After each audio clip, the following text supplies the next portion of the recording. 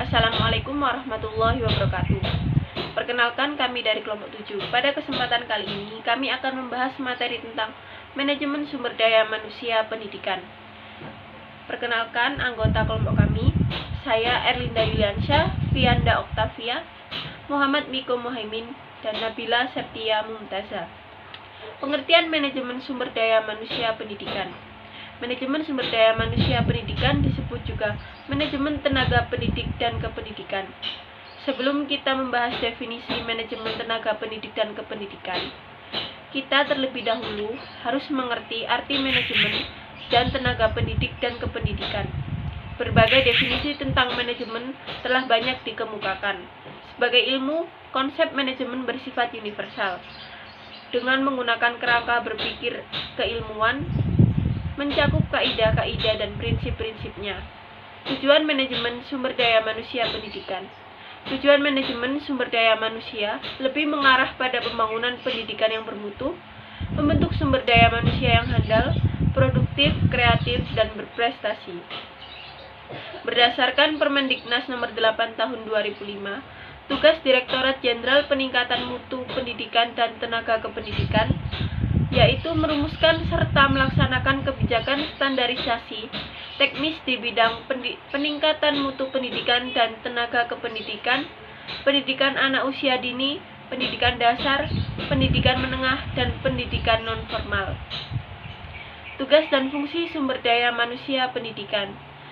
Tujuan sumber daya manusia menurut Samsudin mencakup 4 aspek, yaitu tujuan sosial manajemen sumber daya manusia, tujuan organisasional, tujuan fungsional, dan tujuan individual. Selanjutnya, saya Fianda Oktavia akan menjelaskan mengenai 1. Penerimaan sumber daya manusia. Dalam menerima karyawan baru, kelompok pelamar dalam proses seleksi terdiri dari pengajar profesional, pengawas administrasi profesional, pelaksana teknis profesional, dan tenaga pendukung lainnya harus melalui 3 tahapan proses. Proses penerimaan sumber daya manusia mempertimbangkan rencana-rencana SDM, seperti jumlah dan tipe posisi kosong yang harus diisi, sumber personil atau keahlian apa yang dibutuhkan untuk mengisi posisi tersebut. Dalam penerimaan sumber daya manusia ini tentunya sangat membutuhkan seleksi. Kedua, yaitu orientasi sumber daya manusia. Orientasi merupakan upaya memperkenalkan seorang tenaga kependidikan yang baru terhadap situasi dan kondisi pekerjaan atau jabatannya. Tujuannya agar seorang itu secepatnya dapat menyesuaikan diri terhadap orang-orang atau tenaga kependidikan lainnya dan atau para peserta didik, falsafah, maksud-maksud dan tujuan-tujuan yang mendasari pelaksanaan pekerjaan, kebiasaan-kebiasaan, usaha-usaha pembaharuan yang berlangsung, dan kesempatan-kesempatan untuk tumbuh dan berkembang dalam profesi atau karir di masa yang akan datang. Ketiga, yaitu inventarisasi sumber daya manusia. Inventarisasi atau perencanaan manajemen tenaga pendidik dan kependidikan adalah pengembangan dan strategi serta penyusunan tenaga pendidik dan kependidikan yang komprehensif guna memenuhi kebutuhan organisasi di masa depan. Perencanaan sumber daya manusia merupakan awal dari pelaksanaan fungsi manajemen sumber daya manusia.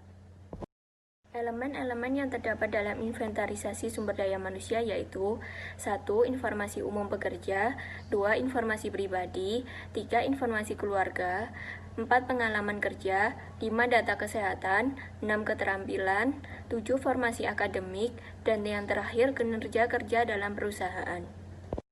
Yang keempat yaitu pemberian kesejahteraan. Terdapat beberapa ahli yang berpendapat mengenai pengertian pemberian kesejahteraan. Andre F. Sikulu menyatakan bahwa kesejahteraan karyawan adalah balas jasa yang diterima oleh pekerja dalam bentuk selain upah atau gaji langsung.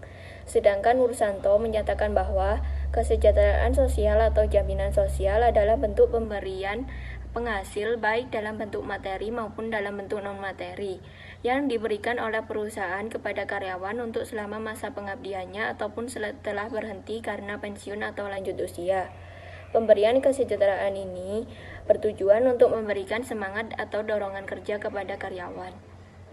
Yang kelima yaitu kenaikan pangkat. Kenaikan pangkat adalah penghargaan yang diberikan atas prestasi kerja dan pengabdian pegawai negeri sipil terhadap negara, serta sebagai dorongan kepada pegawai negeri sipil untuk lebih meningkatkan prestasi kerja dan pengabdiannya. Peraturan Pemerintah Nomor 12 Tahun 2002 tentang Kenaikan Pangkat Pegawai Negeri Sipil menyatakan kenaikan pangkat PNS dibagi menjadi 5 jenis, yaitu kenaikan pangkat pilihan, kenaikan pangkat reguler, kenaikan pangkat anumerta, kenaikan pangkat pengabdian, dan kenaikan pangkat prajurit wajib. Yang keenam yaitu mutasi. Mutasi adalah pemindahan pegawai dari suatu jabatan ke jabatan lainnya yang sifatnya sejajar. Tetapi, masyarakat sering pula mengartikan mutasi sebagai suatu hukuman atas kesalahan yang dilakukan oleh seorang pegawai. Mutasi dilakukan untuk melakukan penyegaran sehingga tidak menimbulkan kejenuhan dalam melaksanakan suatu pekerjaan. Pemutusan hak kerja atau biasa disebut dengan PHK. Menurut Undang-Undang Nomor 13 Tahun 2003 mengartikan bahwa pemberhentian atau pemutusan hubungan kerja adalah pengakhiran hubungan kerja karena suatu hal tertentu yang mengakibatkan berakhirnya hak dan kewajiban antar pekerja dan pengusaha. Sedangkan menurut Mukijat, pemberhentian adalah pemutusan hubungan kerja seseorang karyawan dengan suatu organisasi perusahaan. Ada beberapa alasan yang menyebabkan seorang berhenti atau putus hubungan kerja dengan perusahaan. Di antaranya disebabkan oleh peraturan perundang-undangan, keinginan perusahaan itu sendiri, keinginan karyawan, pensiun, kontrak kerja yang berakhir, meninggal dunia, atau perusahaan dilikuidasi. Pengertian Standar Nasional Pendidikan. Standar Nasional Pendidikan adalah kriteria minimal mengenai sistem pendidikan di seluruh wilayah hukum Negara Kesatuan Republik Indonesia. SNP berfungsi sebagai pedoman utama dalam perencanaan, pelaksanaan, dan pengawasan pendidikan dalam rangka mewujudkan pendidikan nasional yang bermutu. Standar Nasional Pendidikan merupakan acuan utama yang mengatur tentang standar minimal yang harus terpenuhi dalam pengelolaan sekolah oleh penyelenggara sekolah, yaitu guru, kepala sekolah. Permendikbud 3 tahun 2020 menyebutkan bahwa standar penelitian pada perguruan tinggi adalah kriteria minimal tentang sistem penelitian pada perguruan tinggi yang berlaku di seluruh wilayah hukum NKRI. Sedangkan standar pengabdian kepada masyarakat adalah kriteria minimal tentang sistem pengabdian kepada masyarakat pada perguruan tinggi yang berlaku di seluruh wilayah hukum NKRI. Kriteria Standar Nasional Pendidikan. Yang pertama, standar isi. Standar isi tersebut memuat kerangka dasar dan struktur kurikulum, beban belajar, KTSP, dan juga kalender akademik. Yang kedua, standar proses.